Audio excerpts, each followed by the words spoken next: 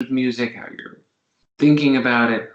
So that's really where we're going with this. And my thought is that if we can sort of develop this idea of responsible listeners a little more, that sort of brings together all of these pieces, that all of them are doing this because, we want to have both,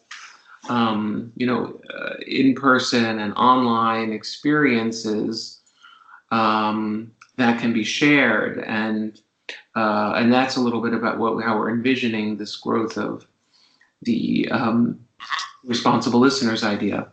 So just curious, to hear your thoughts on the language even itself, which I think it makes sense to me. The only question I had when I first heard responsible listeners was initial. Maybe I thought we use like it's like social responsibility or some sort of you have to, that it has some element of that of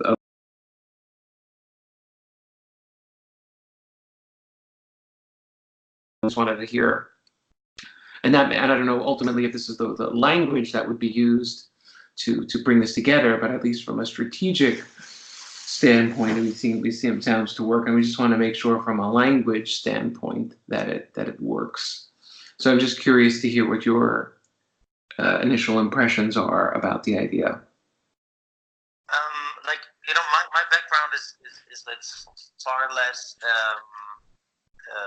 like messaging or marketing strategy wise. Like my background is more political. I'm a Middle East expert. I work in North Africa and the Middle East and the adjacent countries analytically, as a journalist, as a book writer. And so Moritz and I over the last couple of years had many conversations about somehow also changing focus of this let's say this project.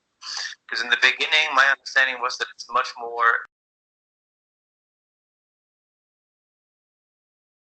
countries.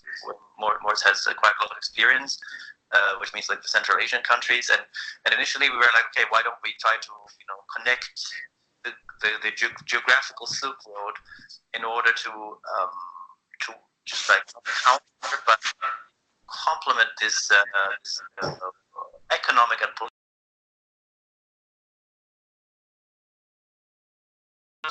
There's no we're talking about a common heritage, but if we don't fill this up with culture, it will just be train tracks, railroads, highways. Right. Right.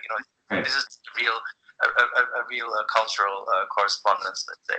Now I think Moritz started to also trying to be a bit more realistic. That at the moment rather difficult to work in these countries, also from the bottom-up approach. We in the beginning said music should be a civil society asset. It should not be something that is kind of dominated by authoritarian rulers who keep orchestras for their entertainment and pleasure.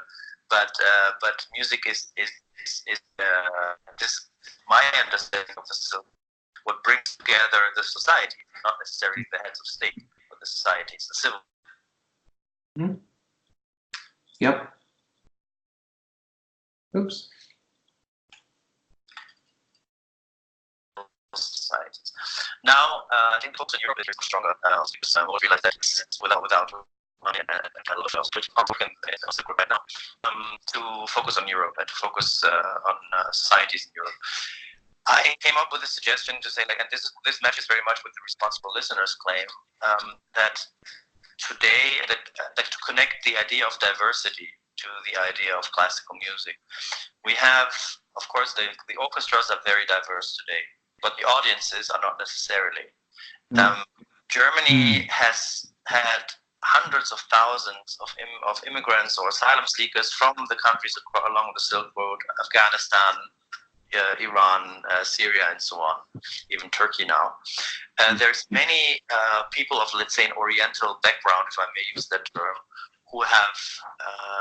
who don't think that this European cultural heritage is theirs, or who are not considered by many in Europe as being owners of this cultural heritage. And if you go to a concert hall, the people that you see there are white, and they're at a certain age. But you have many migrants today from other cultural backgrounds that pay taxes, that support our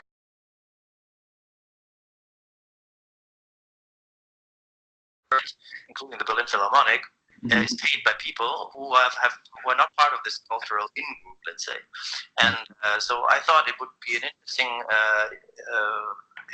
way of fulfilling the claim of responsible listeners, to bring the audiences together also, and have more audience diversity, because the diversity on the stages is already there. The stages are already, orchestras are full with people from all kinds of cultural backgrounds, but audiences, at least in Europe, are not.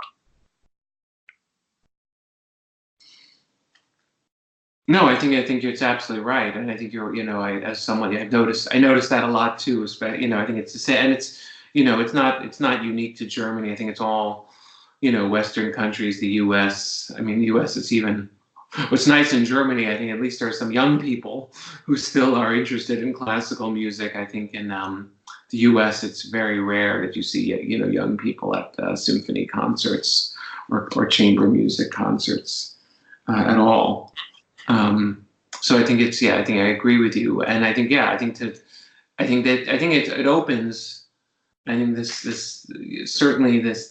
the idea here opens that, and that's like another piece of this. I think that can be incorporated if we make this platform and idea large enough, that I think it should engage with more diverse audiences. I think that's a really important point.